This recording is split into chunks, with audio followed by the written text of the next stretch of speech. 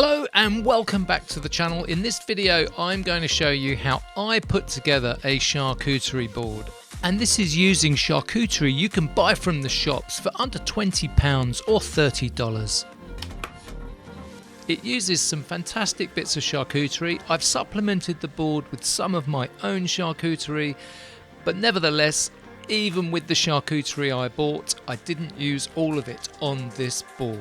Hopefully it'll give you a little bit of inspiration to do this yourself, and it makes a fantastic spread when you've got friends coming over and you want a starter that people can get stuck into and has that fantastic visual effect that you're looking for whenever you put some food out for people you love.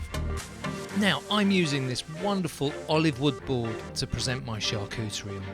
But if you haven't got one, don't worry, any board will look great. I'm starting off by using some small tubs, pots and ramekins just to put some things in so that when they're on the board they look fantastic. I'm starting off with these miniature chorizos. They're very similar to beer sticks, and I just simply chop them up in half and pop them in a pot, and they're just ready to take. Next on the list is this fantastic venison salami. We'll cut a few slices here and arrange it in a moment. Next up, I have this fantastic fouet Catalan sausage. It's a beautiful piece of charcuterie and it's got that lovely white penicillium mould on the outside. Looks visually stunning and tastes equally good too. Okay, this is an unusual piece of charcuterie. It's called morcon and it's from the southwest part of Spain, near Seville. It's made from pata negra pork, and it's the pork used to make jamón ibérico de bellota. So it has that fantastic, distinctive, tangy flavour that can be found nowhere else.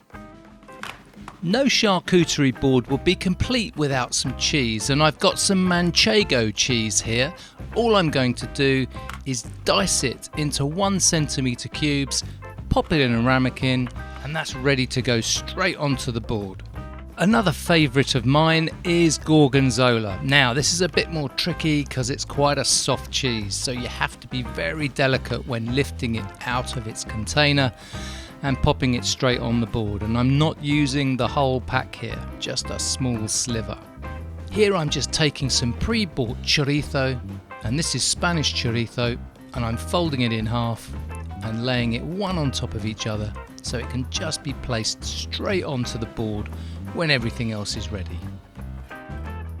Right, well, it's now time to start assembling our charcuterie board, and there's no strict rules about this, so put it on as you see fit. I like to put the meat on first, or at least some of the meat on first, and then start constructing it so that it gives me that absolutely lovely visual effect, which is exactly what we're trying to achieve here. Hey, and look, if it doesn't look right to you, change it. If we're having cheese on our charcuterie board, then we need some crackers, and I've got some buckwheat and rosemary crackers here and some plain crackers in the background. To go with my dips, I have some cucumber batons.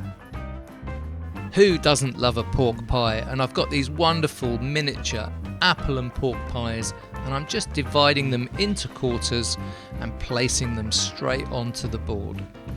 So we're a bit light on those plain crackers, and if it doesn't look right, add a few more.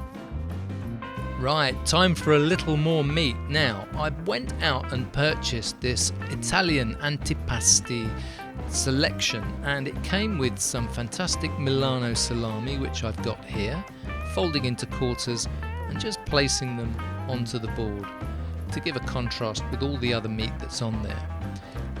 We've got some copper and some prosciutto to come from this pack, and we'll be popping those on the board in a moment.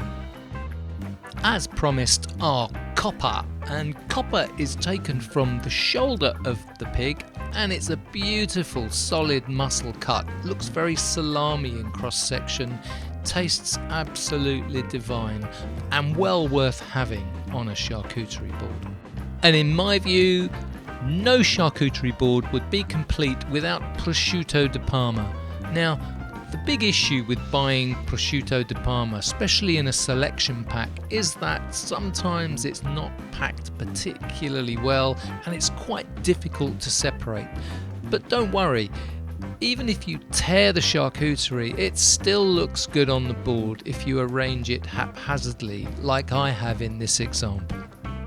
With all the meat now on the board, we can start adding a few accompanying ingredients, and I've got here some miniature pickled onions, and I'm going to combine these with some beautiful little crunchy miniature cucumbers, or cornichons as they're otherwise known.